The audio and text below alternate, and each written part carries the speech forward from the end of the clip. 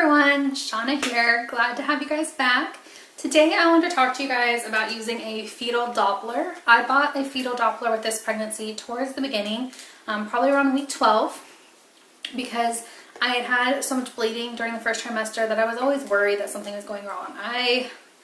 Literally every time I went to the bathroom, I was scared to death that there was going to be more blood or something. I was always scared. And so I bought the fetal Doppler to try to help put my mind at ease. This is the one that I bought. It's called Little Martin's Fetal Doppler by Little Martin's Drawer. I'll leave it linked below. I just bought it on Amazon.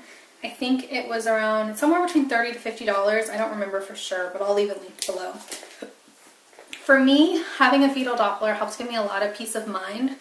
Since I'd had so much bleeding during the first trimester and was so worried all the time, being able to listen to the baby's heartbeat every few days just really helped put me at ease. It helped make me more positive and less stressed out, which I think is a good thing. My husband was a little worried that having it would make me more stressed out. Like if I wasn't able to find the heartbeat, it would make me more stressed out. There was only one time that I couldn't find the heartbeat, and that was the very first time I tried using it. And I think I just wasn't using it right. So what I do is, with this fetal Doppler, and this is the part that actually goes on your stomach, and this is the speaker and base, but that's where the noise comes out of. So I would take this, first I would use coconut oil, and I would rub that all over my lower abdomen. I liked the coconut oil better than the stuff that actually came with the Doppler, the gel that comes with it. I wasn't a fan of. So I would put coconut oil all over my lower abdomen, below my belly button. I would start right above my pelvic bone and then all the way up to my belly button and pretty far on either side the first few times I did it. And then I would just take the fetal Doppler and I'd rub it around that area until I could find the heart rate. A lot of times I noticed the heartbeat was a lot lower than I thought it would be. It was about an inch below my belly button. And a lot of times, for me anyways, it was on my left side of my belly button. I don't know if that's normal, if that was just my baby, but just make sure you're looking for it, because it is kind of hard to find the first few times. Once you figure out where your baby is, it's pretty easy to keep finding.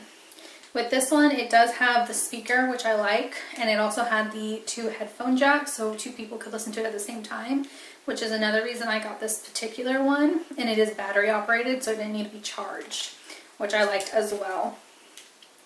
This fetal Doppler, it does show you the heart rate on the screen, which I like. It's not showing any numbers right now, but because I'm not finding a heart rate right now, but it does show the numbers on the screen, which I liked. It does, I think it says in the pamphlet that it updates like every 5 seconds, which is really good.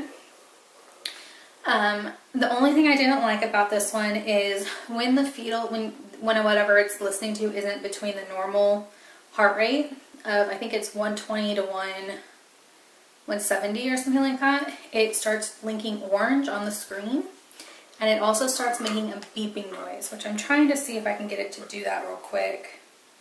It takes a couple minutes when you first turn it on.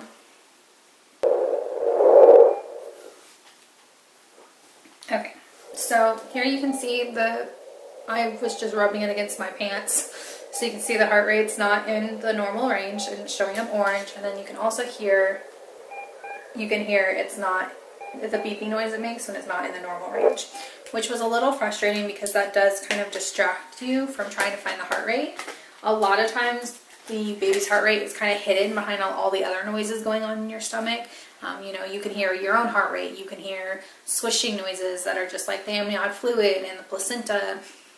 There's all sorts of different noises going on in your stomach when you're growing a baby, and sometimes the baby's heart rate is hidden behind those other noises, so sometimes it's really hard to find.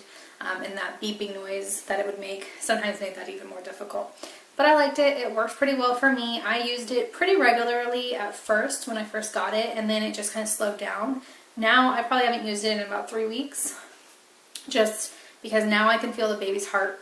I can feel the baby actually kicking, so I don't need the Doppler as much because I'm not as worried that the baby's okay, because I can feel him kicking. So I liked it. I'll leave it linked below. If you guys have any questions about it, leave them in the comments and I will try to answer them as best I can.